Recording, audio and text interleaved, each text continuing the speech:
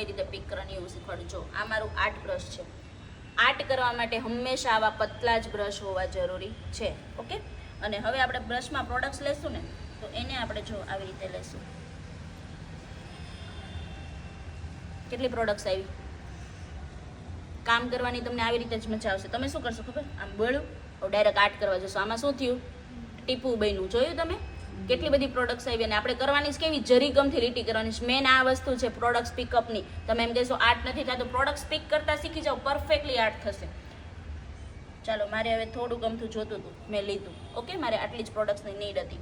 અને હવે છે ને તમારે ફ્રેન્ચ કરવાનું છે, તો તમે શું કરશો ખબર, અહીંયા નીચેથી કરતા કરતા ઉપર જશો. ફ્રેન્ચ તમારે કરવાનું હશે ને તો અહીંથી કરતા કરતા તમે ઉપર જશો નહીં. તમારે ફ્રેન્ચ કરવાનું છે તો તમારે સૌથી પહેલા એની ગાઈડલાઈન દોરવાની છે. તમારે ક્યાંથી કેવું ફ્રેન્ચ કરવાનું છે, આવી રીતે ગાઈડલાઈન દોર નાખવાની છે. ફ્રેન્ચ માટે જેટલું લાંબુ બ્રશ હશે ને એટલું મજા આવશે તમને વાપરવાની. હલાવો નહીં, હલાવો નહીં.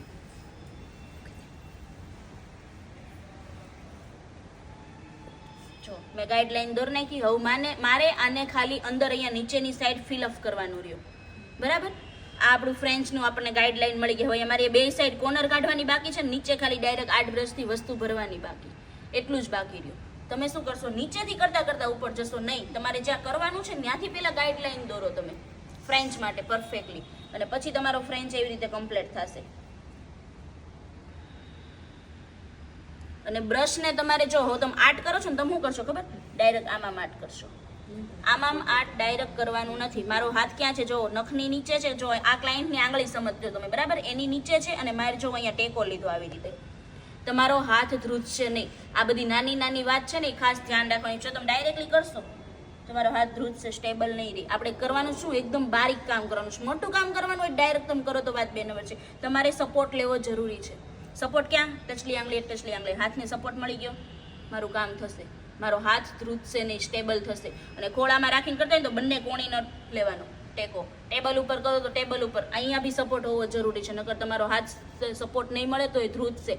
આ બે વસ્તુ ખાસ ધ્યાન રાખવાની જ્યારે બી આર્ટ કરો. એક પ્રોડક્ટ્સ કઈ રીતે પિક કરવી, જ્યારે બી પતલું આર્ટ કરવાનું ત્યારે મેં શીખવાડ્યું ને એ રીતે પ્રોડક્ટ્સ પિક કરવાની છે. અને જો આવી રીતે આવી ડોટ વાળું કંઈ કરવાનું હોય ને, તો તમારે આગળ આપણે કેમ મેં ટીપાવાળી પદ્ધતિમાં તમને શીખવાડ્યું હતું એવી રીતે પ્રોડક્ટ્સ પિક કરવાની છે. મોટું આગળ ડોટ મૂકીને પાછળ ખાલી ખેંચવાનું છે એને. આમાં વધારે પ્રોડક્ટ્સ લેવી પડશે. જ્યારે પતલું આર્ટ કરવું છે ત્યારે જરી કમથી પ્રોડક્ટ્સ લેવાની છે. આ બે વસ્તુનું ધ્યાન રાખવાનું છે આર્ટ કરવા માટે. તમારે કઈ રીતે કરવું એ હું બ્રશને સાફ કરી નાખું. પ્રોડક્ટ્સ વધારે આવી ગઈ હતી અને હું તમને ફ્રેન્ચ કમ્પ્લીટ કરીને બતાવી દઉં. આ તમને જોતા એમ થાય ખાલી લીટો જ કરો છો, પણ જ્યારે કરવા બેસે ને ત્યારે ખબર પડે. અને ફ્રેન્ચ કે કોઈ બી તમારે ડિઝાઇન્સ કરવી છે બ્લેક વ્હાઇટ કલરની કે એવું કંઈ, તો તમારે છે ને પેન્ટિંગ જેલ લેવા પડશે. જેલ પોલિશથી ડિઝાઇન્સ થશે ને, બિકોઝ જેલ પોલિશ પતલી આવે. તમારે 2 ટાઈમ એને રિપીટ કરવી પડે. 2 ટાઈમ કોઈ બી આર્ટ રિપીટ ન થાય તો તમારું આર્ટ છે ને એ જાડું થઈ જાય.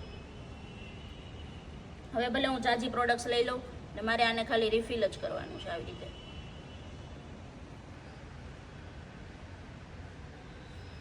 ફ્રેન્ચ કરવા માટે સિલિકોન સ્ટેમ્પ ને ઘણું બધું આવે છે, એનાથી બી તમે આસાનીથી કરી શકો. તમે બધા વિડીયોમાં જોયું જશે કે રબર જેવું હોય એમાં આંગળી ખૂતાડો ને એટલે ફ્રેન્ચ થઈ જાય આગળ. પણ એમાં બી તમારે પ્રેક્ટિસ માગે છે, ડાયરેક્ટલી કોઈ વસ્તુ થતી નથી. અને હવે છે ને તમારે એમ થાય છે કે હવે મારે ખૂણા કાઢવા છે, બરાબર. તો તમે શું કરશો ખબર, ખૂણા કાઢવા માટે તમે આમ ને આમ ખૂણા કાઢવા જશો, આમ બ્રશ હાંકવા જશો નહીં. તમારે એની માટે શું કરવાનું છે ખબર, ક્લાયન્ટનો હાથ તમે આમ કામ કરતા હોય ને, આમ હાથ રાખીને અહીંયા આમ ખૂણા કાઢવાના છે. હાથ ઊંધો કરવાનો છે. જેમ કે જો લાવ દીદી હાથ, આમાં હું અહીંયા ફ્રેન્ચ કરું છું, બરાબર. હવે મારે ખૂણા કાઢવાના છે બે બાજુ. આપણે જે અણી કરીએ ને શાર્પનેસ, એનાથી જ ફ્રેન્ચનો ઉઠાવ આવે છે. હવે મારે ખૂણા કાઢવાના છે તો હું શું કરીશ ખબર, આમ કાઢવા જઈશ નહીં. તમારે ક્લાયન્ટનો હાથ આવી રીતે કહેવાનો છે, ઊંધું રાખવાનું છે. અને મેમની આંગળી પકડીને તમારે આમ કરવાનું છે, અહીંયા આવી રીતે આર્ટ કરવાનું છે. પરફેક્ટલી ફૂલ આરામથી આર્ટ થઈ જશે. તમે એમ કહો ને કે ક્લાયન્ટના આંગળીમાં મારે હાથ ફરતો નથી, કઈ રીતે ફેરવો, તમે ઊંધો હાથ કરી શકો છો. તમે કેમ આમ ચક્રમાં મારે કરવું છે, તમે ઊંધું કર્યું, ક્લાયન્ટનો હાથ ઊંધો કરાવી નાખો. એને બી કમ્ફર્ટેબલ ફીલ થશે અને તમને બી કમ્ફર્ટેબલ ફીલ થશે એ વસ્તુ કરવા માટે. ઓકે, આ બધી નાની નાની વાતનું તમારે ખાસ ધ્યાન રાખવાનું છે જ્યારે બી આર્ટ કરો ને ત્યારે. જેટલું એ બધું હશે ને ધ્યાન રાખેલું, એટલું તમારું ફિનિશિંગ દેખાશે. જો મારું ફ્રેન્ચ અહીંયા કમ્પ્લીટ થઈ ગયું. બરાબર.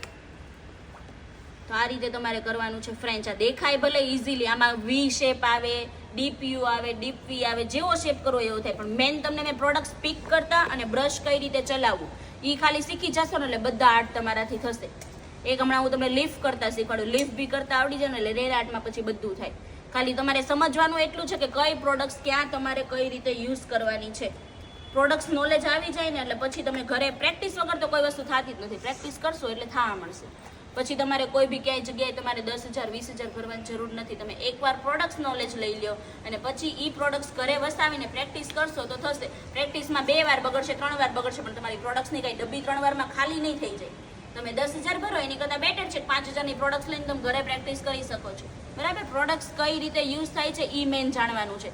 તમારે જાણવાનું કે આ વસ્તુ માટે મારે આ કરવા માટે મારે કઈ વસ્તુ લેવી પડશે. નેલ આર્ટમાં કોઈ બી આર્ટ કરવા માટે બધા માટે અલગ અલગ વસ્તુ વસાવવી પડે છે. મારી 5 ફિંગરમાં આ વસ્તુ માટે આર્ટ બધા અલગ વસ્તુ વસાવવી પડશે. આ વસ્તુ માટે આર્ટ કરવા માટે અલગ વસ્તુ વસાવવી પડશે. એ એક ખાસ ધ્યાન રાખવાની વાત છે. જેટલા આર્ટ એટલી વસ્તુ અલગ. 4-in-1 5-in-1 વસ્તુ આવે છે, પણ જેટલું સિંગલ આર્ટમાં ફિનિશિંગ આવે છે ને સિંગલ વસ્તુમાં, એટલું 4-in-1 5-in-1 માં નથી આવતું. એ બી એક ખાસ ધ્યાન રાખવાની વાત છે. Okay, bye, thank you.